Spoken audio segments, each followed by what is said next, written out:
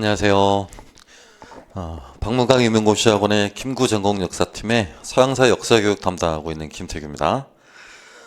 일단 25학년도 시험 치르느라고 굉장히 고생하셨고요. 시험잘 당일날 다른 지역은 가뵙지 못하고 구영모 선생님이랑 또 교육과 가시는 최원희 선생님이랑 삼봉고등학교, 경기도에 소재해 있는 삼봉고등학교만 좀 가서 응원해드리고 왔습니다. 다들 아시다시피 지난 이틀은 구쌤이나 저나 굉장히 바쁜 시간이었고요. 여러분은 또 모처럼 마음도 졸이고 있는 상황이지만 또 약간의 휴식이나 좀 취하셨는지 모르겠네. 조금은 좀 쉬셨으면 하는 바람 간절합니다.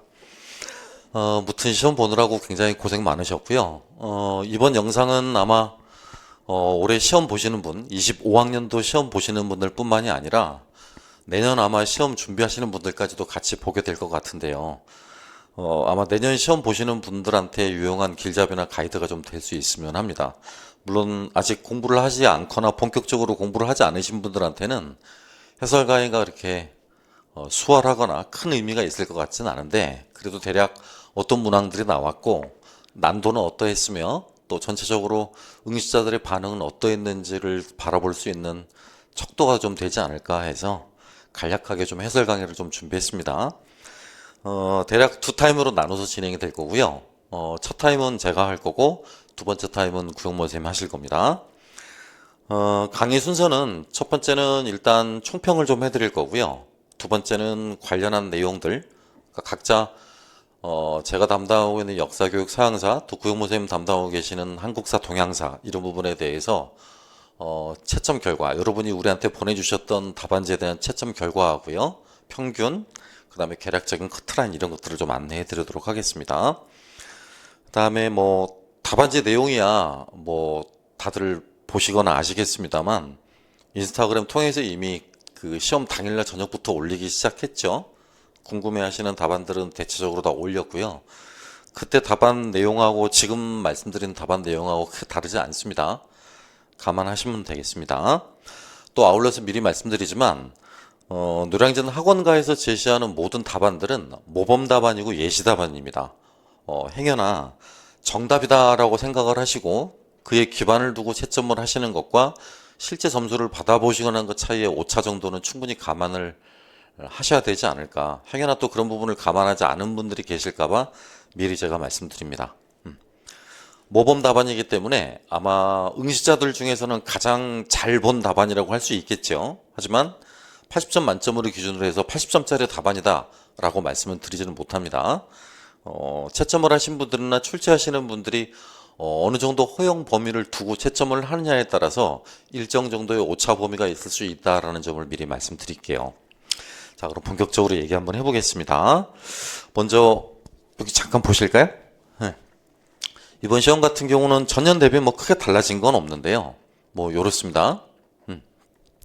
이따가 한국사 부분하고 동양사 부분은 구영모 선생님이 말씀을 해주실 거고요. 전년하고 동일한 건 동일한 출제진이 들어갔다라는 소문들이 있기 때문에 대략적으로 그런 특성들이 좀 맞아 떨어지기도 한 것 같아요. 영역별로 골고루 이렇게 20점씩 굳어졌습니다. 전년 대비 지금 동일한 배점 상황이다라고 볼 수 있겠고요. 이런 상황이 내년에도 지속된다라는 보장은 절대 할 수 없습니다. 아시겠지만 과거에는 이 역사교육론 부분의 배점이 조금 줄어들었었어요. 18점 정도 됐다라면 한국사 부분의 배점이 그 2점 정도를 가져가서 22점 정도가 되는 경우가 왕왕 있었고요. 동서양사 두 가지 합쳐서 40점이 안 될 때도 있었습니다. 36점 이렇게 될 때도 있었으니까 저 배점이 매년마다 동일하게 유지된다라는 생각은 안 하시는 게 좋겠습니다. 대체적으로 그 임용고시 관련 법령에 보면 교과교육학은 25에서 30%, 나머지 교과 내용학이 70%요. 그러니까 75%에서 70% 정도를 출제하기로 되어 있기 때문에 이 세 가지 영역은 어쨌든 점수로 총 합치면 70에서 75%, 그 다음에 이 부분은 25에서 30% 정도 비율을 가지게 된다라고 정도 생각하시면 되겠어요.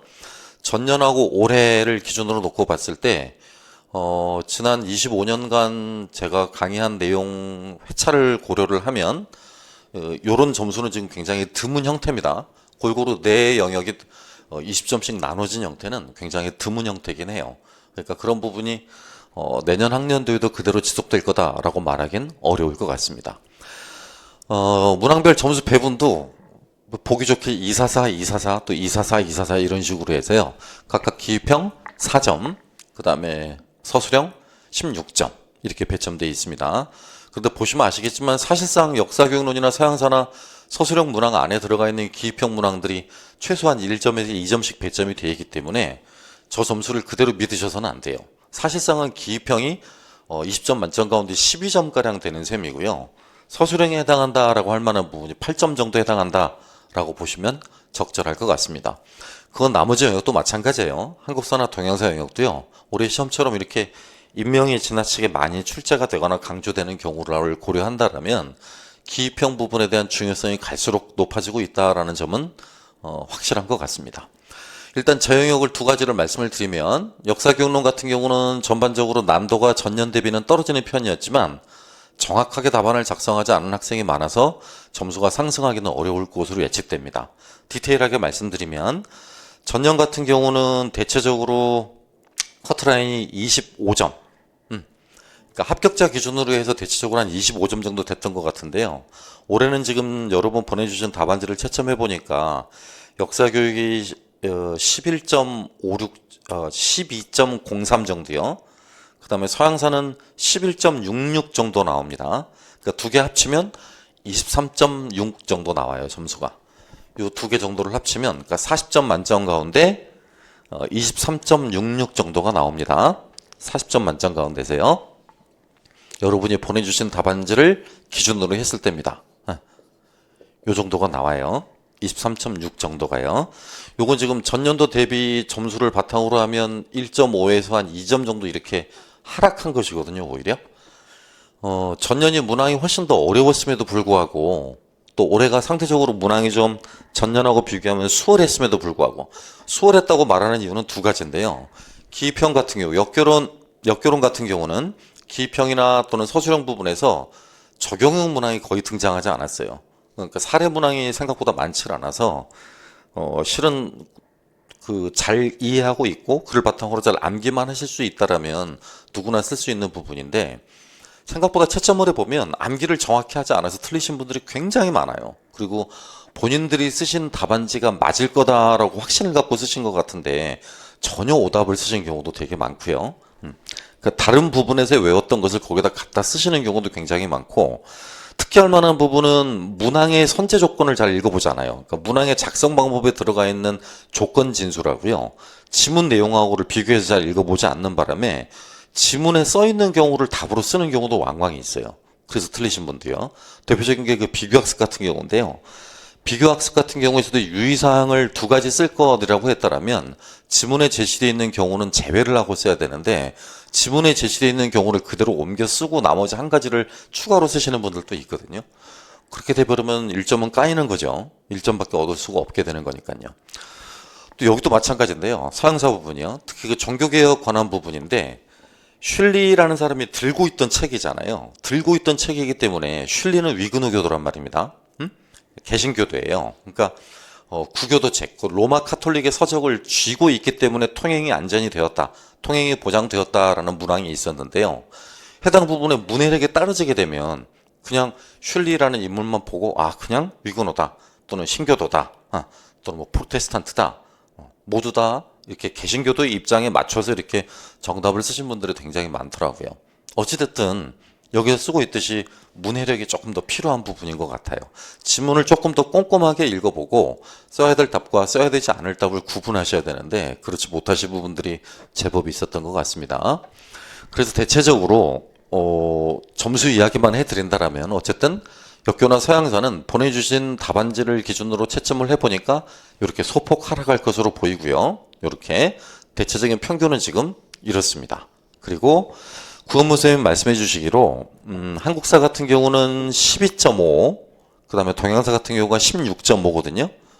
12.5, 동양사가 16이니까 두 개 합치면 28.5 정도 되는 거죠. 요거 두 개를 한번 합쳐 보십시오. 이렇게. 그렇죠? 그럼 대략 52점 정도 되잖아요. 52점이요. 보내주신 분들의 그 대부분 답안지는 나름대로 좀 자신이 있다거나 또는 공부 좀 상위권이신 분들이 우선적으로 보내는 경향이 있어요. 그렇다 보니까 저희가 먼저 답안지를 받아서 여러분께 메일로 받아서 채점을 맺을 때는 점수가 되게 높다가 점차 후반부로 갈수록 이게 점수가 좀 떨어지는 경향을 보입니다. 그래서 이 점수가 100% 신뢰할 만한 점수다라고 말하기는 어렵지만 대체적으로 구현모셈하고 제가 잡고 있기로는 전년도 서울 기준으로 49점, 그 다음에 경기 기준으로 48점이었거든요. 이게 2024학년도였습니다. 그리고 지금 올해 보신 여러분 2025학년도 기준은 이런 부분들에서 대략 5에서 6점 정도 이렇게 상승할 것으로 지금 예상을 하고 있어요. 상승할 것으로요. 전년 대비 기준입니다. 그래서 53에서 54점 정도 되지 않을까라고 지금 이렇게 추정을 하고 있는데요. 이렇게 추정을 하는 이유는 실제 작년도 대비해서 지금 동양사 부분의 점수가 엄청 올랐거든요. 7점 가까이 올랐음에도 불구하고 이렇게 다소 좀 보수적으로 점수를 잡았던 이유는 일단 TO가 늘었기 때문이죠. 그러니까 0.5배수나 또는 1.5배수의 범위 안에 지금 들기 위한 마지노선을 잡기 위한 거니까요. 이 정도 선을 잡는 게 가장 좀 합리적이지 않을까라고 생각을 하고 있습니다. 물론 교육학의 채점 여부에 따라서 전공 점수도 부분적으로 영향을 받을 수는 있을 것 같아요. 그래서 결국 1차 점수의 총 합산이 어느 정도 달라질 것이냐라는 건 예측하기 어렵습니다. 다만 전년도 기준으로 교육학 평균 점수가 15.5였거든요. 합격자들이. 그러니까 이렇게 놓고 본다면 1차 점수의 총 합이 대략 68점부터 해서 70점 정도, 이 정도 선에서 아마 움직일 수 있는 확률이 높아지지 않을까라고 생각합니다. 잘 들으셨는지 모르겠네요. 요 내용들을 좀 감안하시고 2차 준비를 하셨으면 좋겠고요. 설령 늘 그렇지만 매년 하는 이야기지만 이 점수는 유동적일 수 있기 때문에 또 지역별 다소 편차가 있어서 플러스 마이너스 2점 이내에서 움직일 수 있어요. 그러니까 그걸 감안하시고 대응하시면 좋을 것 같습니다. 더불어 2차 준비는 뭐 올해 시험을 보시든 내년에 시험을 보시든 또 올해 합격을 하든 내년에 합격을 하든 어쨌든 꼭 공부하셔야 될 부분이니까 12월 달에 부대에 놀지 마시고 2차 준비에 매진을 다 하셨으면 합니다. 매번 느끼는 생각이지만 전년도에 1차 성적이 썩 좋지 않아서 2차 준비를 아예 안 하다가 그러니까 12월 달 종일 좀 휴식이나 좀 놀고 있다가 1월 달부터 다시 본격적으로 공부해야지 하시는 분들이 당해년도 응시를 하셨을 때 1차 점수는 높더라도 2차 점수가 좋지 않은 경우를 왕왕 봅니다. 그렇기 때문에 2차는 어떤 마음을 가지시는 게 좋냐면 2년 정도 연습해서 합격한다라는 마음을 가지시는 게 좋아요. 1년 만에 합격한다라는 생각보다는 2년 정도 연습해서 합격한다라고 생각하시면 좋을 것 같습니다. 어쨌든 저희 팀에서 내놓은 서적들 뭐 수업 실험부터 사이다 면접, 사이다 수업 실험 부분까지 또 서울 면접책까지 해서 시리즈별로 해서 지금 분야별로 4권들이 전부 다 있으니까 여러분들이 꼭 해당 서적들 잘 구입하셔서 2차 준비를 철저히 하셨으면 합니다. 예, 뭐 별도로 이런 내용들은 따로 설명드리진 않겠습니다. 여러분 읽어보시면 될 것 같으니까요. 자, 본격적으로 이제 그럼 내용을 한번 봐볼게요. 어떤 문항들이 나왔는지 그런 부분들을 한번 같이 살펴보도록 하시겠습니다. 시험 문제도 한번 봐볼까요?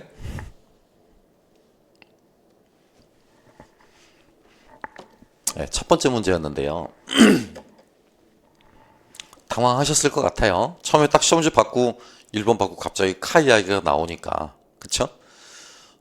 기억에 들어가야 될 답은 카의 그 이에치카의 서적 역사란 무엇인가 라는 서적 안에 나와 있는 내용이거든요. 그래서 이 부분에 정답을 쓰신 분은 없었어요. 없었습니다. 아예. 그리고 아마 응시하신 분들 가운데서도 2,700명 가운데서도 없지 않을까 제 개인적으로는 그렇게 생각을 하고 있습니다. 그에 비해서 두 번째 부분에 들어가 있는 요 역사 이해 또는 이해에 관련한 부분들은 많은 분들이 쓰기도 했더라고요. 뭐 물론 비율은 높지 않습니다. 20% 정도 답을 썼고요. 인정답으로 많이 이제 취급될 수 있는 부분이 여러 개가 논란이 되겠죠. 예컨대 추체험이나 감정이입하는 이런 방식이 필요하다라고 했으니까 여기다가 상상이라고 쓰신 분도 있더라고요. 그런데 그렇게 되면 일반적인 상상과 역사적인 상상이 구별이 안 되는 거니까 정답에서 인정하기는 어려워져요. 전공자들이 시각에서 바라볼 때는 항상 연구론의 입장에서 정답을 잡기 때문에 상상이라는 답은 정답이 될 수가 없어요. 거기 반드시 연고론적 특성에 해당하는, 바꿔 말하면 역사학의 학문적 특성이 반영되는 용어들이 꼭 들어가야 돼요. 그러니까 역사적 상상 이렇게 쓰셔야지 상상 이렇게 하면 답은 안 되죠. 또 마찬가지예요. 상상도 이해의 방식이잖아요. 역사 이해 방식의 수단이지 않습니까? 그러니까 이해라고 쓰기보다는 역사가들이 하는 이해잖아요. 그러니까 역사적 이해 이렇게 쓰시는 게 올바릅니다. 굉장히 어려웠던 부분입니다. 그래서 답도 제가 이렇게 잡아드렸어요. 첫 번째 기억에 들어갈 카의 인식은 위계질서에 해당하는 표현이고요. 두 번째가 역사 이해에 들어가는 부분인데 여러분이 이렇게 보내주신 답안지를 보면 이런 답안들이 굉장히 많아요. 역사적 이해 또는 이해까지 쓰시거나 역사적 상상 또는 상상 이렇게 쓰시거나. 하지만 제가 여기 달아놨듯이 이해라고 쓴 답안이 많이 보이지만 문맥상 가능한 답이므로 인정 여부는 불확실함이라고 써놨습니다.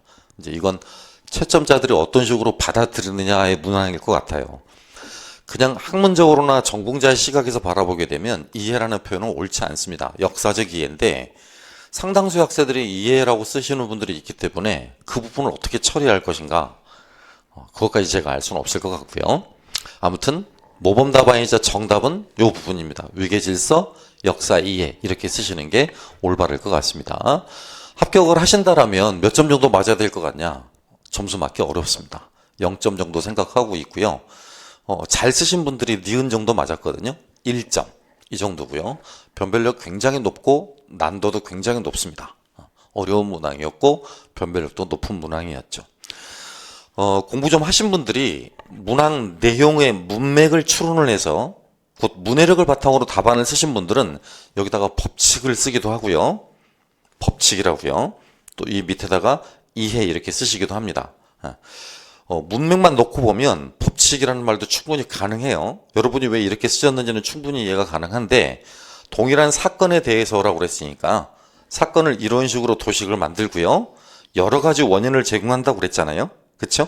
이 원인에 해당하는 부분이 선행 조건, 컨디션이고 이 밑에서 들어가야 될 부분이 L이지 않습니까? 근데 요 부분을 두 가지를 합쳐서 지금 원인이라고 저희가 간주를 하고 있기 때문에 이것과 이거를 연결해 주는 것을 이거라고 생각하는 건 당연한 이야기죠. 그쵸? 그러니까 문맥으로 이렇게 추론하는데요. 카의 이야기가 없다라면 법칙이라고 쓰는 것도 충분히 정답으로 인정 가능할 겁니다. 그런데 명시적으로 있잖아요. 이렇게. 그리고 정확히 여기서부터 여기 지문까지가 카의 책, 곧 역사란 무엇인가라는 책 안에 들어가 있는 내용과 100% 동일합니다. 그래서 저도 여러분 시험 끝나시고 2시 40분에 끝나시고요. 2시 45분쯤에 학생들이 보내준 이 문제지를 봤는데 문제지 보자마자 처음에 딱 1번 보고 나서 우와 어렵겠다. 나머지 문제도 어렵겠다 라고 했는데 이거 웬걸? 이것만 어렵고 뒤로 갈수록 문항들이 굉장히 쉬운 거예요.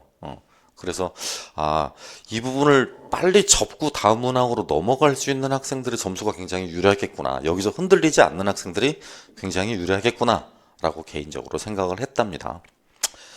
아무튼 1번은 대략 그러한 내용들이었습니다. 그 다음 문항 봐보죠. 제 문항만 일단 볼 겁니다. 제 영역만요. 이따가 한 타임 끝나고 난 다음에 구영모 선생님이 한국사 동영상은 자세히 설명해 주실 거고요. 4번 같은 경우죠. 괄호 아래 기억 니은을 순서대로 쓰시오라고 그랬고요. 이거 문제로도 학원에서 문제로도 다 풀어봤던 부분이거든요. 그리고 심지어는 뭐 형성평가 문항에도 들어가 있을 거고요. 7, 8월 문항에도 들어가 있을 거고. 아무튼 그런 말 하는 시간은 아니니까 여러분이 갖고 계신 학원용 프린트만 잘 보시면 아마 어떤 부분에서 내가 놓쳤구나, 어떤 부분을 내가 중요시하지 않게 생각했구나 라는 거 금방 아실 수 있을 거라고 생각해요. 괄호 안에 기억 니은을 순서대로 쓰는 부분인데 요 기억에 쓰는 부분이 그죠? 당파 쓰는 부분이잖아요. 근데 이것도 조심할 게 문해력이 좀 필요해요. 그는 정치적으로 기억에 반대하는 당파에 속해 활동했기 때문에 라고 들어가 있잖아요. 그쵸? 그러니까 여기다가 당파를 쓰는 건 문제가 안 돼요. 근데 문맥상 보면 반대하는 당파라고 그랬으니까 교황이라고 쓰는 게 맞아요. 근데 여기다가 상당수 학생들이 교황파 이렇게 쓰신 분도 있어요. 또는 교황당 이렇게 쓰신 분도 있고요. 겔프당 이렇게 쓰신 분도 있죠. 아마 맞았다고 해주긴 할 것 같은데요. 문맥상 보면 그래도 교황이라는 부분이 들어가는 게 더 맞겠죠. 타당해 보입니다. 그 다음 로마의 시인 베르길리우스죠. 이렇게 인명을 많이 물어봐요. 근데 좀 길잖아요. 이렇게 길어요. 한국사 부분하고는 다르게요. 한국사 동양사의 인명은 대부분 짧은데 서양사는 6글자가 결코 긴 편도 아닙니다. 뭐 적당한 길이라고 볼 수 있죠. 여기서 베라길리우스라고 쓰신 분도 있고요. 베르갈리우스라고 쓰신 분도 있고 굉장히 안타깝더라고요. 어쩔 수 없지만 저런 부분은 인정해 주진 못할 것 같습니다. 그래서 대표적으로 단테와 관련한 부분을 물어봤었죠. 단테와 관련한 부분. 중세 말부터 근대 초까지를 이끄는 그 문학의 선구자적 기념비 역할을 했던 대표적인 인물이었고요. 그로 인해서 기독교적 사관 정립됐다라는 걸 전부 다 아실 거라고 믿어요. 이런 부분들 아마 여러분 저와 같이 풀어보셨던 문제 보시면 정확히 다 들어가 있을 걸 아실 거라고 믿습니다. 그래서 비교적 수월한 문제였어요. 정답은 이렇게 잡았고요. 기억에 들어갈 게 교황, 니은에 들어갈 말이 베르길리우스입니다. 교황파는 문맥상 큰 무리가 없는데요. 겔프파라고 쓴 답안은 문맥상 오답일 수도 있어요. 오답일 수도요. 왜냐하면 겔프는 교황당을 지칭하는 것이기 때문에 겔프파라고 하면 교황당파라는 말이 되거든.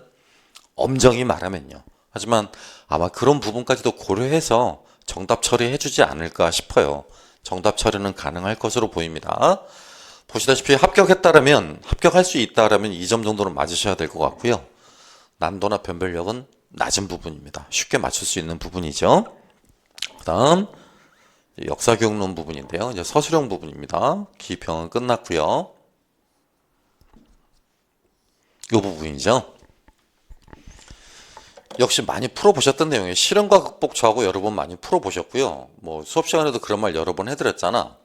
그 실현과 극복으로 인해서 대외민족 항쟁사라든가 자원과 침략 이런 부분에 관련한 서술이 늘어서 개정교육과정 때 그 이후에 이루어진 4차 교육과정 때 같은 경우는 국사교과서 서술의 분량이 늘어날 수밖에 없었다.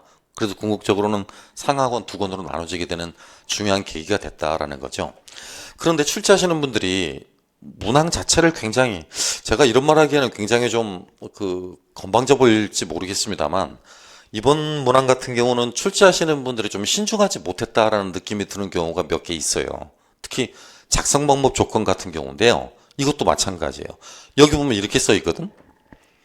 교과서 내용에 미친 영향을 한 가지 서술할 것이라고 이렇게 써놨어요. 그러니까 이게 교과서 내용에 서술에 미친 영향을 쓰라는 건지 아니면 교과서 내용에 분량적 측면의 양을 쓰라는 건지 시각이나 혹은 관점을 쓰라는 건지 이런 전제 조건이 충분하지 않아요. 제가 만약에 문항을 출제했다면 이 작성 방법에 이런 문항 조건에 훨씬 더 많은 신경을 썼을 것 같은데 아마 출제하신 분들이 젊으신 분들이 아닐까. 젊으신 분들이어서 문항 출제 경험이 많이 없으신 분들은 충분히 이런 좀 뭐라고 할까 오류라고 말하기는 뭐하지만 조금 더 세심하고 디테일한 부분까지 가다듬지는 못하지 않았을까 뭐 그런 생각도 듭니다. 심지어는 뒤에 어떤 오류도 결정적인 것도 있었냐면요. 발견하셨을지 모르겠네요. 여러분 같은 경우요. 윌슨의 14개조 조항이 있었잖아요. 사료로 나온 거. 거기에 3조라고 들어가 있는 부분이 실제 원 사료를 보면 4조예요. 근데 이 시험지에는 3조라고 쓰여져 있어요. 굉장한 실수예요. 학원에서 그렇게 만약 실수를 했어도 큰 실수인데 전국 단위로 보는 교사 임용시험에서 그렇게 조항을 잘못 써놨다는 건 오류가 났다라는 건 돌이킬 수 없는 실수인 것 같습니다. 아무튼 그런 부분들은 차후에 이제 출제하러 들어가신 분들이 조금 더 보완해 주실 거라고 믿어요. 아무튼 조심스럽지만 제가 또 사전에 단서를 달았잖아요. 건방질지 모르지만 건방져 보일지 모르지만 문항의 완성도가 다소 떨어진다라는 비판은 면할 수 없을 것 같습니다. 그래서 첫 번째 여기 들어가 있는 부분의 문항을 보시면 기억 부분이라고 써 있죠. 한국 신민 정신을 함양하는 것을 요지로 한다라고 그랬고 소학교 규정 1938년 조항을 말을 하고 있거든요. 그래서 문제로 물어보고 있는 건 41년 개정한 교육 관련 법령이라고 그랬잖아요. 그렇죠? 국민학교령을 말하는 것이겠죠. 독본용 국사 교재야 실현과 극복이 될 테고요. 실현과 극복이 괄호 안에 나의 내용을 참고하여라고 그랬잖아요. 그렇지? 그러니까 이제 요게 단서라고 지금 준 거예요. 요게. 그러니까 내용적 측면에서 이런 내용이 많아지게 됐고 이런 내용의 서술 분량이 증가하게 되었다라는 식으로 답안을 쓰라는 거예요. 그 저 내용이 지금 뭡니까? 그렇죠. 외세 침략이죠. 또 그에 대한 저항이고요. 그래서 그런 부분이 포함되게 답안을 작성하셨어야 돼요. 답안지 보시면 이제 이렇게 잡아놨는데요. 기억은 국민학교령, 니은은 실현과 극복, 그쵸? 실현과 극복의 내용 가운데 상당 부분이 국사교과서 내용에 반영됐는데 외세 침략에 저항하는 국난 극복 관련 서술이 증가했다라고 쓰시거나 우리 민족 정신이 부각되는 대외 항쟁사 관련 서술이 증가했다라고 쓰시거나 아니면 외세의 침략에 저항하는 민족 정신이 강조되었다라고 쓰시거나 이런 내용을 쓰신 다음에 말미에다가 교과서 분량이 증가하는 계기가 되어서 국사교과서가 상하 두 권으로 분리되었다. 이런 내용을 추가하셔도 상관없어요. 그런데 그냥 국사교과서가 상하 두 권으로 분리되었다. 이렇게만 쓰시잖아. 양이 증가해서. 그럼 문항의 조건인 나를 참고하여라는 전제 조건을 달성하지 못한 것이죠. 그것만 쓰시면 답안은 어려울 것 같아요. 인정답이 어렵다라는 거죠. 여기 보시면 이렇게 제가 써놨잖아. 국사교과서의 분량이 대폭 증가하여 상하권으로 분리되었다라고 쓰신 분들이 꽤 있는데 이렇게 쓰시면 나의 내용을 참고하지 않은 셈이 되기 때문에 정답으로 인정받기가 어려워져요. 그래서 합격권 득점 예상 점수 3에서 4점으로 제가 잡았는데 실제 채점을 외보니까 저보다는 1점을 까야 될 것 같아요. 2에서 3점 정도, 이 정도 맞는 게 일반적이었을 것 같습니다. 2에서 3점 정도 맞는 게요. 혹여나 이렇게 해설을 듣지 않으시고 이 프린트 내용만 받아보시면 오해하실 수 있습니다. 그러니까 프린트 내용을 퍼가시거나 또는 뭐 타학원에서 인용하시더라도 제발 저희 강의 내용 듣고 아이들한테 전달을 해주셨으면 좋겠습니다. 자, 출전은 우리 역사교육의 역사라는 책 안에서 나왔고요. 뭐 저 부분 관련한 서적 내용들도 이미 문제풀이로 풀었던 경험이 있었습니다. 7번 문항도 한번 보죠.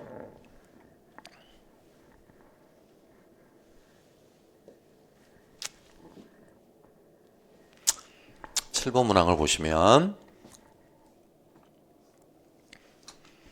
비교적 수월한 문제였었죠. 그러니까 녹색 책만으로 커버가 가능한 문제다라고 학생들도 많이 말을 하던데요. 수업 방법 관련한 부분이었습니다. 그래서 답안지를 채점을 내봐도 굉장히 많은 분들이 정답을 했었어요. 다만 조금 아쉬운 부분이 있다면 주제 학습이라고 그랬는데 주제 중심 학습 내지는 뭐 주제 중심적 내용 조직 혹은 주제 중심 이렇게 쓰신 분들도 많았어요. 아마도 라임을 생각해서 하시는 것 같거든. 이 부분의 라임을 개념 학습으로 전개할 수도 있고 무슨 학습으로 전개할 수도 있습니다 라고 했으니까 여기도 당연히 학습이라는 말이 들어가는 게 맞겠죠. 그렇죠? 그러니까 주제 중심 이렇게 쓰시는 것보다는 주제 학습으로 접근할 수도 있습니다. 이렇게 하는 게 맞습니다. 생각보다 되게 많았어요. 주제 중심 이렇게 쓰신 분들도 생각보다 많았습니다. 물론 채점을 어떻게 할지는 정확히 잘 모르겠습니다. 저는 맞다고 해드릴 것 같은데 채점하시는 분들의 생각은 저하고 조금 다를 수 있으니까요. 그 다음에 총괄은 누구나 다 쓰셨던 부분이었고요. 요건 그토록 강조했었던 부분이었잖아요. 그쵸?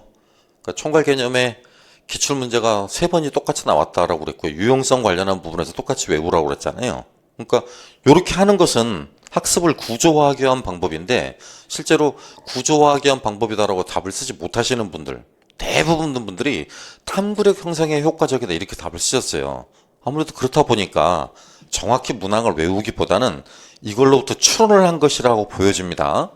이걸로부터 종합, 분류, 정리 이로부터 추론을 해서 아마 탐구력 형성에 효과적이다라고 정답을 잡으신 것 같은데 재고의 여지가 없어요. 기출된 문항 그대로기 때문에 역사학습의 구조화에 용이하다라는 부분이 정답이 되겠습니다.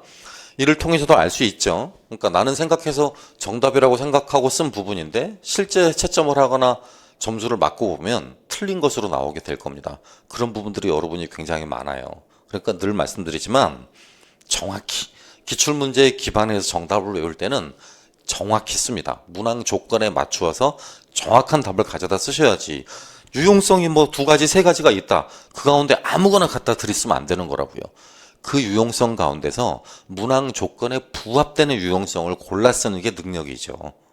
유용성 3가지를 외웠다라는 게 능력이 아닌 거고 3가지 외우는 건 기본인 거고 그 기본 가운데 문항에서 요구하는 답안을 옮겨 쓰실 수 있는 게 정말 중요한 능력인 것 같아요. 그래서 그 부분도 7번도 답안을 이렇게 잡았습니다. 보시면 첫 번째가 속성, 내포적 정의에 관한 부분이고요. 두 번째가 주제학습, 세 번째는 총괄, 마지막이 역사학습의 구조화에 이용될 수 있다라는 부분입니다. 아마도 제 개인적인 생각으로는 인정 답안을 다른 걸 인정해 주기가 좀 어려운 문항이 아닌가. 너무 난도를 비롯해서 위에서 말하고 있는 변별력도 형편없이 낮고요. 전반적으로 학생들이 너무 잘 쓰고 간단한 부분이어서 합격한다라면 대부분 다 맞아야 될 것 같습니다. 4점 정도는. 하나 정도. 요 부분을 아까 말했듯이 뭐 탐구력 쓰신 분들이 있어가지고 그런 분들은 3점 정도 맞아도 무리 없을 것 같고요. 자, 그 다음 이제 서양사 문항인데요. 역시 서양사 문항도 여러 번 같이 풀어보셨던 부분이지요. 아마 저보다는 같이 풀어보신 7, 8월 문제풀이도 풀어보고 90, 11월 문제부도 풀어보고 했으니까 문제를 풀어보신 여러분이 훨씬 더 잘 아실 거라고 믿어요. 이 부분이죠. 그렇죠? 실은 이거예요. 이게 3조가 아니고요. 4조 대응이거든요. 뭐 제가 틀릴 가능성은 없냐? 뭐 있겠죠. 하지만 관련 서류집들을 제가 3권 정도를 찾아봤는데 이 부분이 3조가 아니라 4조. 아마 오타가 아니었을까라고 추정을 하게 됩니다. 그 다음 이 부분은 14개조 원칙 안에서 계속 프랑스와 독일 간의 갈등을 일으켰던 부분이잖아요. 참 안타깝게 틀리시는 분들이 여기다가 알자스라고만 쓰신 분이 있어요. 알자스 로렌 지방이죠. 알자스 로렌. 그렇죠? 저하고 석탄 철광산지로서의 중요성 굉장히 많이 썼잖아요. 근데 여기다가 자르라고 쓰신 분도 가끔 있더라고요. 자르라고 쓰신 분도 안타깝습니다. 알자스 로렌 관련한 부분이었고요. 그 다음 19년에 미 상원 의원 헨리 로지의 의회 연설 관련한 부분이잖아요. 그렇죠? 그러니까 가장 중요했던 것은 미국이 1차 대전 이전까지 취했던 디플로매틱 스탠스라고 부르잖아. 외교적 입장 또는 외교적 위치라고 부르는데요. 아시다시피 상원 의원들이 그렇게 표시했듯이 아이솔레이션이라고 표현하고 있어요. 고립주의라고 표현하고 있죠. 더 이상 미국이 유럽의 문제에 깊이 있게 개입하지 않겠다. 깊이 있게 개입하면 개입할수록 미국이 수렁에 빠져들기 때문입니다. 미 상원은 그것을 의식했기 때문에 염려했기 때문에 상원 의원들 상당수가 미국의 개입주의, 불개입주의 또는 고립주의라고 하죠. 개입주의에 반대되는 말이 불개입주의라는 말이니까요. 그 불개입주의에 유사한 말이 고립주의라는 표현입니다. 그걸 계속 견지하고자 했던 것이었습니다. 그걸 나타내주는 사료가 헨리 로지의 상원 의회 연설 관련한 부분이었죠. 자, 이 부분도 한번 저 정답 부분 한번 봐보죠. 예, 기억은 알자스 로렌 지역이었고요. 두 번째, 보불전쟁이라고 쓰시거나 계기를 쓰라고 했잖아요. 그러니까 엄밀히 말하면 보불전쟁에서 프랑스가 졌기 때문에 지금 그 지역을 뺏긴 거죠. 요 지역을 뺏긴 거지 않습니까? 그러니까 보불전쟁에서 프랑스의 패배라고 쓰시면 조금 더 정확한 정답이 될 것 같고, 단 문항의 조건이 사건을 쓸 것이라는 거였거든. 사건. 그러니까 보불전쟁까지도 아마 인정해 주지 않을까라고 바람을 가져봅니다. 아니면 그냥 아주 원론적으로 보불전쟁의 결과 체결한 프랑크푸르트 조약 뭐 이렇게 쓰시거나 프랑크푸르트 조약의 결과 알자스 로렌을 상실하게 됐다라고 쓰시거나 그렇게 쓰셔도 괜찮을 것 같습니다. 더불어서 미국 의회 또는 상원은 고립주의를 고수했고 국제분쟁에 자동적으로 개입한다면 식민지인들의 반발을 사게 될 것을 우려했기 때문이다라고 쓰시면 돼요. 단 이 부분은 작성 방법의 조건에 따라서 나의 내용을 참고해라고 그랬잖아요. 그러니까 나의 내용을 한번 다시 봐보시죠. 나의 내용을 보시면 이런 부분이 있습니다. 연맹의 규약 초안에서는 아메리카 문제와 유럽 문제, 아시아 문제와 아프리카 문제 모두가 연맹의 통제와 관할하에 놓입니다 라고 그랬고, 나는 그러니까 상원의원이었던 헨리 조지는 미래의 평화를 위해서 영국 땅, 발칸, 중국, 아프리카, 일본 이런 나라들의 영토를 미국인들이 보장할 시점이 아직 안 되었다고 말하는 것은 아닙니다. 그러니까 보장해줄 시점은 맞아. 보장해줄 시점은 맞아. 하지만 보장해주게 된다면 이것이 아주 심각하고 위험한 약속이라는 점을 알리고자 합니다. 라고 써 있잖아요. 이 보장해준다는 말이 지금 개입하겠다는 말이고, 그렇게 하면 안 된다. 그렇게 하는 것이 아주 위험하다라고 했으니까 불개입주의 또는 비개입주의를 지금 말하고 있는 거죠. 아까 말한 고립주의를 말을 하고 있는 것이라고요. 그러니까 나의 근거에서 답안을 잡는다라면 모범 답안에 지금 제시되어 있는 것처럼 이런 식의 답안이 가장 이상적이라고 볼 수 있겠습니다. 미 의회는 고립주의를 고수하며 국제 분쟁에 자동적으로 개입한다면 전성국 식민지들의 반발을 사게 될 것을 우려했기 때문이다. 대략 이런 단어의 키워드 정도가 들어가면 맞다고 해주지 않을까라고 생각하고 있습니다. 저 문제 빼고는 나머지 부분들은 수월한 문제여서 3점 정도는 맞을 수 있을 거다라고 생각하고 있습니다. 그 다음 예상외로 많이 틀렸던 부분인데요. 12번이요. 로마사 관련한 부분이었죠. 분명히 이것도 난이도가 있는 문항은 아니었는데 조금 혼동하신 것 같아요. 문항을 읽어나가는 과정이나 그 문해력 부분에서 다소 혼동이 좀 있지 않았나 라고 생각하고 있습니다. 요것만 봐도 알죠? 키케로의 법률론이라고 그러지 키케로가 어디 출신 성분인가 라는 것만 봐도 알잖아요. 그러니까 평민판가, 벌적판가 이런 것만 대비해 봐도 알 거 아닙니까? 그쵸? 그러니까 여기를 통하지 않고서는 사형을 선고하지 못하도록 한 것이다 라고 써놨어요. 기억이요. 그리고 그 밑에 문항 보면 기억에 해당하는 민회의 명칭을 쓰라고 그랬잖아요. 그쵸? 민회의 명칭이요. 그럼 민회 가운데 골라 쓸 수 있어야 되겠죠. 그치? 민회. 예컨대 꾸리아회가 있었고, 그쵸? 또 켄투리아회가 있었고, 그쵸? 또 부족회, 뭐 인민회 이런 것들이 있었지 않습니까? 그쵸? 그 가운데서 지금 기억에 들어갈 말은 요겁니다. 켄투리아회요. 왜냐면 켄투리아의 주요 권한 가운데 하나가 요게 있으니까 요게. 예. 그쵸? 힌트였었죠. 근데 조금 쉬운 문항은 아니었던 것 같아요. 그 다음 또 두 번째 힌트가 여기 들어가 있잖아. 켄투리아에 선출된 이라고 들어가 있습니다. 이것의 임무는 이라고 써 있죠. 캔소르죠. 뭘 보고 캔소르인 줄 알 수 있어? 여기죠, 여기. 여기 그것도 결정타죠, 여기. 인구조사, 센서스라는 말 했었지? 센서라는 말요. 아마 저하고 사형제 개론을 4, 6월 달에 읽으셨는데요. 반박하실 수 없을 거예요. 개론서 읽다 보면 개론서 안에 저런 말들이 다 써 있을 거거든요. 여러분이 필기하신 책 안에. 그러니까 조금 더 꼼꼼하게 읽어보셨더라면 아쉬움이 남기도 하는 부분입니다. 그다음에 여기도 마찬가지죠. 신분투쟁 관한 부분인데 그것도 사형사 개론을 4, 6월에 처음부터 끝까지 다 읽어드렸기 때문에 여러분이 필기하신 내용 가운데 다 들어있는 내용들이기도 합니다. 그래서 대체적으로 귀족과 평민의 혼인, 통혼이라고 하죠. 그 통혼을 금지한 법안이 있었고 그 금지한 법안이 폐기됐던 카눌레이아 법안 같은 것들도 있었죠. 그래서 그런 내용들을 정답으로 쓰는 부분이었습니다. 보시면 기억에 들어갈 말이 켄투리아회, 두 번째 들어갈 관직명이 켄소르 또는 감찰관이었고요.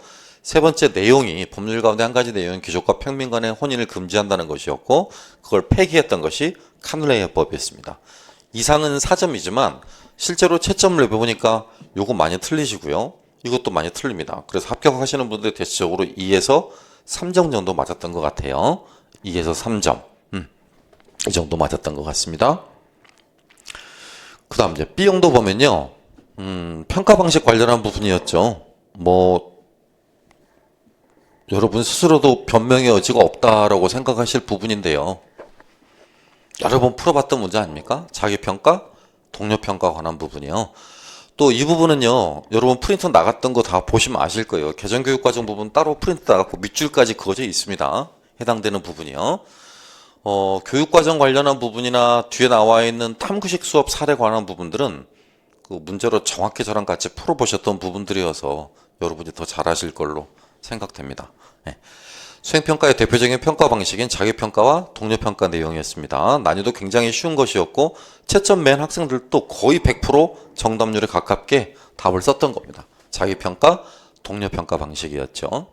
안타까운 점은 요 2번 부분이었는데요. 이것도 문제 굉장히 많이 풀어보셨던 부분이었거든. 그런데 여전히 여기를 카보르라고 쓰신 분이 있어요. 네. 가리발디라고 쓰지 못하고 카보르라고 쓰신 분들이 있더라고요. 그래서 좀 틀렸던 분들이 있으셨죠. 굉장히 안타까웠던 부분이기도 했었습니다. 바로 요 문항이었죠. 요 문항? 2번 문항이었는데요. 그쵸. 근대사 문항 가운데 마치니, 기억, 그 다음 니은. 그쵸. 힌트는 어디겠습니까? 힌트요. 가리발디를 암시해주는 힌트요. 여기죠, 여기. 구강이다. 국왕께서 오고 계시다라고 하고 있잖아요. 그래서 가리발디가 부관과 함께 말에 올라탄 후 길가를 자리를 옮겼다라고 그랬지. 그러니까 누구를 인정했다? 국왕이었던 비토리오 에마누엘레 2세. 저것까지 아는데 저기다가 카보루라고 답을 쓰실 수는 없잖아요. 가리발디 관련한 부분이었습니다. 문항의 난이도는 좀 쉬웠던 부분이었고요. 이렇게요. 그래서 정답 기준은 청년 이탈리아당 가리발디, 난도나 변별력은 낮았고요. 이 점 다 맞으셔야 될 부분이었습니다. 4번 문항도 기출이잖아요. 와인버그, 드레이크 역사적 사고에 관한 부분이었죠. 여기 부분 보시면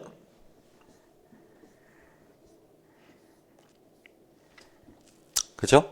크게 어려운 부분은 아니었습니다. 더군다나 요 표현 내용은 똑같이 저랑 풀어보셨던 단계별 학습 내용이잖아요. 탐구식 수업의 일반적인 절차. 니은에 해당하는 드레이크의 사고 명칭을 쓰라고 그랬잖아요. 요거 한 문서를 다른 문서와 모하기, 비교해서 보기. 이것도 역시 거의 틀리신 분은 없었던 것 같아요. 거의 대부분이 다 맞았던 내용인 것 같고요. 기억의 결과물로서 미쳐진 디귿을 쓸 것이라고 했던 부분이었거든요. 그쵸? 디귿을 쓸 것이라고 했던 부분인데요. 유럽에서도 공동 역사 교과서를 만든 사례가 있다라고 그랬잖아요. 그러니까 이 사례에 해당하는 교과서 명칭을 써야 돼요. 교과서 명칭을요. 근데 여기다 이렇게 쓰신 분도 있어. 공동 역사 교과서를 만든 적이 있다. 이렇게. 정답이 아니겠죠. 인정하기 어렵겠죠. 두 종류가 발간이 됐는데요. 하나는 독일과 폴란드 간. 그치? 또 하나는 독일과 프랑스 간. 그래서 이 둘 중에 하나를 쓰시면 돼요. 독일 프랑스 공동 역사 교과서 또는 독일 폴란드 공동 역사 교과서. 거기서 지금 이 책은 국내에 발간이 돼 있는 상태고요. 이 책은 아직 국내에 발간이 되지 않았거든요. 과거까지만 해도 제가 공부할 때까지만 해도 저게 1권까지 만들어졌는데 아마 지금은 2, 3권 정도는 마련이 되었을 것 같습니다. 총 8권짜리로 기획이 됐던 서적이었던 것 같아요. 이 책의 정식 명칭이 유럽, 우리의 역사라는 내용이었습니다. 이렇게 쓰신 분은 물론 없었지만 이런 뉘앙스로 답을 써두시는 게 중요하겠죠. 그다음 마지막에 이제 그 부분 중에 있었던 그 비교학습 관련한 문항이었잖아요. 아까 제가 말씀드린 문항 조건을 조금 더 꼼꼼하게 읽어보셨으면 좋겠다라고 했던 부분인데요. 여기 보시면 먼저 두 가지 유의점이 있습니다 라고 써놓고 이외에도 라고 여기 하나 더 써놨잖아요. 그쵸? 이걸 투영하지 말아야 합니다 라고 써있잖아요. 이거. 그쵸? 그러니까 저걸 정답으로 쓰시면 절대 안 된다고요. 이 두 가지. 이걸 뺀 나머지 두 가지를 정답으로 쓰셔야 되는데 요걸 쓰신 분들이 있었어요. 그런 경우는 저 점수를 얻지 못합니다. 틀린 답이 되겠죠. 그래서 여러 가지로 또 관점을 달리하게 되면 다양하게 해석 가능하다라는 부분부터 출발을 했어야 돼요. 여기 써 있듯이 비교의 범주와 초점을 명확하게 하는 게 중요하고 다른 관점이나 중거 입각하면 달리 해석할 수 있다는 점에 유의해야 된다라고 쓰셔야 되는 거죠. 대다수는 그렇게 쓰셨는데 몇 분이 아까도 말했듯이 우열의 판단, 편견 이런 것들을 답을 쓰신 분들이 있더라고요. 좀 안타까웠습니다. 그 다음 5번 그치? 똑같았던 풀어봤던 문항과 여러분하고 저하고 풀어봤던 문제 가운데 가장 똑같았던 문제가 아닌가 라는 생각이 드는데요. 저만의 생각이 아니길 바랍니다. 이미 다 프린트로 나가고 있으니까 뭐 문제풀이 프린트를 받아본다라면 그런 말 할 수는 없겠죠. 이런 내용들이었잖아요. 그죠? 역사, 탐구 단계 그리고 요 내용 전체를 지금 제가 이미 시험 보기 전에 이미 그 선의역 개정판 내용에다가 다 지금 담아 놨었습니다. 사건이나 주제를 이렇게 선정을 했다라면 이 사건이나 주제와 연관한 부분에서 괄호 만들기라고 이렇게 써 있네요. 기억, 그쵸? 뭘 만들 건가라는 거지. 써 있잖아. 질문들. 탐구를 위한 질문이기 때문에 탐구 질문이겠죠. 중심 질문이라고 쓰신 분들도 있던데요. 제가 말씀드렸잖아요. 그러니까 중심 질문은 어떤 한 가지 문제를 해결하기 위해서 가장 뼈대가 되는 질문들이에요. 뼈대가 되는 질문들. 여러 개가 나올 수가 없어요. 보통 한 가지죠. 이해하겠습니까? 그리고 이 수업은 명확히 탐구식 수업이기 때문에 탐구 질문이라고 만드는 게 맞아요. 중심 질문이라는 말은 역사적 사고를 자극하기 위해 던져지는 수업 모델들에서 많이 쓰이는 것들이죠. 역사적 사고 모형에서 많이 쓰이는 것들이고요. 탐구식 수업에서는 탐구식 수업으로 많이 쓰입니다. 어쨌든 정보나 자료를 수집했으면 그 정보나 자료가 옳은 것인지 또는 신뢰할 만한 것인지 이런 것들을 따져 물어야 되겠죠? 그렇죠? 그러니까 반드시 신뢰성 확인 절차가 뒤따라야 될 것이고요. 그래서 첫 번째가 탐구 질문, 두 번째가 신뢰할 만한 자료를 선정하기. 뭐 이런 것들 이외에는 어떤 것도 답이 될 수 없습니다. 아울러서 이 부분도 두 가지를 쓰라고 했던 부분도요. 문항에 단서가 있어요. 문항에 단서가 없으면 논쟁적인 부분과 연관해 가지고 어떤 경우도 답안을 쓸 경우가 논쟁거리가 풍부한 것이야 된다 이런 거 답안을 써도 돼요. 그런데 여기서 뭐가 있냐면 요게 있잖아요. 요게 단서가. 그러니까 여기에 나와 있는 표현을 써주셔야 된다는 거예요. 여기에 나와 있지 않은 표현은 그 개론서나 또는 제가 문제풀이 했을 때 나와 있는 표현을 여기다 쓰시면 안 된다는 이야기죠. 단서가 분명히 이렇게 들어가 있기 때문입니다. 개정 역사 교육 과정에 의거하여라고 해서 역사 교육 과정 내용에 써 있는 부분들을 써야 돼. 특히 교수학습 방법 난안에 써 있는 부분에 말을 쓰셔야 돼요. 이렇게 써 있거든. 학습자의 인식과 역사 인식과 정서적 반응에 유의해야 된다라고 써 있고요. 또 요거죠, 요거. 허용적 분위기를 조성해서 학습자의 부담을 경감하도록 한다. 채점된 것 가운데는 한 세 분 정도가 이렇게 정확하게 정답을 주셨고요. 나머지 분들은 하나, 요걸 쓰신 분도 있었고 이걸 못 쓰거나 둘 다 못 쓰거나 한 분들이 대부분이었어요. 그래서 아마도 합격하신다라면 밑에 두 가지를 못 쓰고 탐구 질문이나 신뢰할 만한 자료를 선정하기 요 정도 쓰시지 않았을까라고 생각해 봅니다. 나머지 두 문항은 이제 서양사 문항인데요. 하나는 뭡니까 현대사 문항이고 그다음 또 하나는 근대사 문항입니다.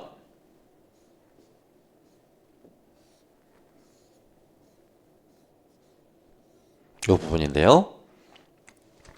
브레턴 우즈 체제, 1차 석유 파동, 2차 석유 파동 이런 부분이었죠. 이것도 사료일반의 기출문제 한번 봐보세요. 그리고 서양색 개론도 봐보세요. 저하고 읽고 표시된 부분 내용들이 굉장히 많을 거예요. 해당되는 내용 보신다면 금방 이해하실 수 있겠죠.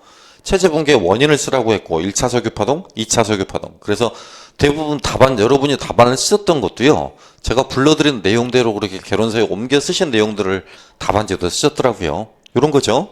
미국 금 보유량이 줄었다. 이로 인해서 달러화가 평가절하됐고 금과 퇴환성 상실이 이루어지게 됐죠. 그래서 늘 말했듯이 이제 무슨 환율에서 무슨 환율로 고정 환율에서 변동 환율로 넘어가게 됐다. 이로 인해서 이 브레튼 우즈 체제가 무너지게 됐다라는 거였죠. 키워드는 이게 들어가야 될 것 같아요. 이게 미국 금 보유량의 감소 또는 달러화의 평가절하, 금과의 퇴환성 상실이에요. 그 다음 이 중동전쟁 발발 4차라고 못 쓰신 분이 생각보다 의외로 많아요. 그러니까 이 문항 전체가 실은 아시겠지만 그렇게 어려운 문항은 아니에요. 서계로만 봐도 똑같이 들어가 있는데 그게 어렵다고 말할 수는 없죠. 여러분이 소홀히 하셨거나 안 보셨거나 하셨던 부분이겠지. 이란 혁명까지도 마찬가지고요. 그렇죠? 레이거노믹스 선의 서에 보면 잘 써 있어요.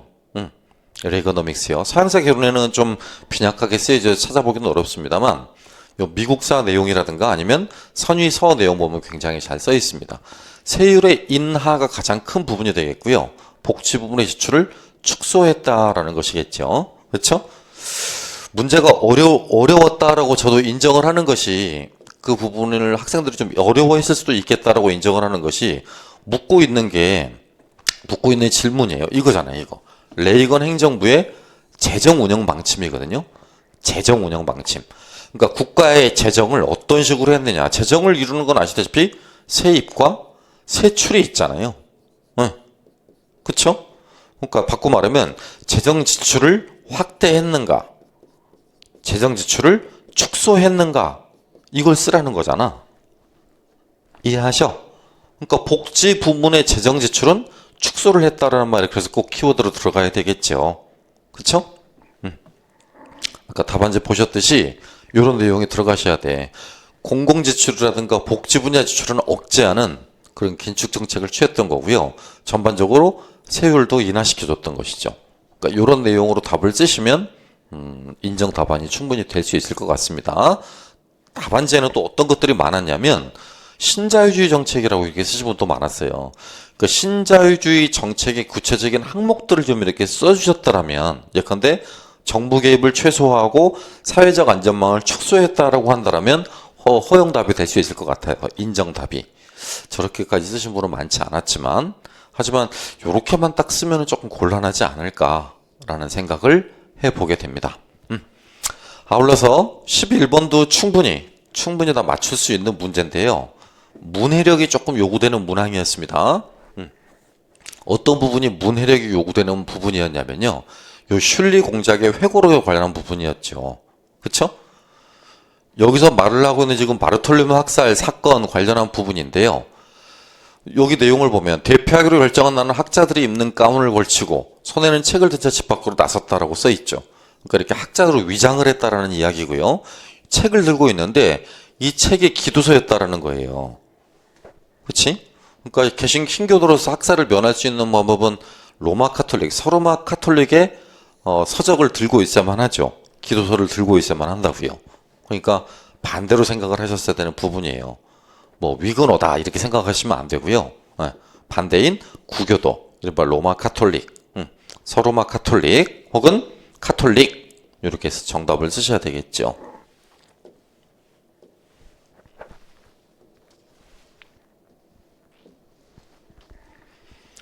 예, 그 부분 빼고 나머지 부분들은 큰 무리는 없었습니다. 그러니까 제세례파와 관련한 내용이 저거였죠. 세례가 어렸을 때 받을 때는 의식이 없는 상태에서 받았기 때문에 의식을 갖춘 성년이 되어서 다시 세례를 받아야 된다는 주장이었고요. 바르톨로메 관련한 대학살 부분이기도 했었죠. 전체적으로 올해 시험 같은 경우가 난이도가 크게 있다라고 말하기는, 난도가 높다라고 말하기는 어려울 것 같아요. 전반적으로 좀 전년 대비 확실히 쉬워진 건 맞고요. 커트라인 역시 그렇다고 막 드라마틱하게 높아지진 않아요. 지금 보시면 알겠지만 부분 실수하신 게 되게 많죠. 그래서 저희 팀에서 구모쌤하고 함께 계산하기로는 아까도 말씀드렸다시피 전년 대비해서 대략 53에서 54점 정도가 커트라인이 형성되지 않을까라고 짐작을 하고 있어요. 서울 같은 경우는 전년도가 49점이었고 경기가 48점이었는데 그 기준에 따르면 서울이 54점 정도 될 것 같고 경기가 53점 정도 될 것 같습니다. 아무튼 어디까지나 이런 부분들은 여러분이 보내주신 답안지를 가채점해서 지금 내놓은 결과고요. 140개 정도 이렇게 보내셨는데 아시겠지만 어제 오늘 구형모쌤하고 저는 거의 잠을 자지 못한 상태로 답안지 작성하고 채점하고 뭐 중간중간 그 관련한 소식들이나 사진들을 올려드렸기 때문에 잘 아실 거라고 생각합니다. 그래서 오늘 해설한 이후부터는 이후에 보내시는 메일 같은 경우는 저희가 채점을 매드릴 수가 없어요. 네. 앞서 이미 100명의 사례로부터 충분한 표집이 이루어졌다고 생각하고 있기 때문에요. 관련한 표집 사례로부터 지금 채점을 매고 그 결과를 지금 말씀드리는 것입니다. 부디 오늘 해설해드린 것이 여러분의 좀 가이드가 되기를 바라고요. 조심스럽게 말씀드리고 있는 거 느껴지시죠? 제가 지금 임용 강의를 25년째 하고 있는데 매년마다 노량진에서 가장 먼저 또 가장 빠르게 해설도 해드리고 커트라인 얘기도 해드리고 평균 얘기도 해드리고 하거든요. 그러니까 그러다 보니까 아무래도 일타 강사다 보니까 거기에 따른 논란들도 좀 많은 것 같고 또 저희 한마디 한마디가 얼마나 많은 파급 효과를 미치는지 누구보다 잘 알고 있기도 해요. 단 부탁드리건데 이런 파급 효과와 연관한 부분들을 왜곡하거나 또 임의대로 퍼날라서 이렇게 말을 막 옮기지는 않으셨으면 합니다. 그냥 저 사람들은 저렇게 바라보고 있구나. 저 사람들도 나름의 방법을 동원하고 있구나 라는 정도로 예쁘게 봐주셨으면 고맙겠습니다. 긴 시간 너무 고생 많으셨고요. 저희는 또 2차 준비 열심히 해서 오늘 오후부터 찾아뵙도록 하겠습니다. 너무 고생하셨고 잠깐 쉬셨다가 구현모 선생님 강의 좀 들어보십시오. 고맙습니다.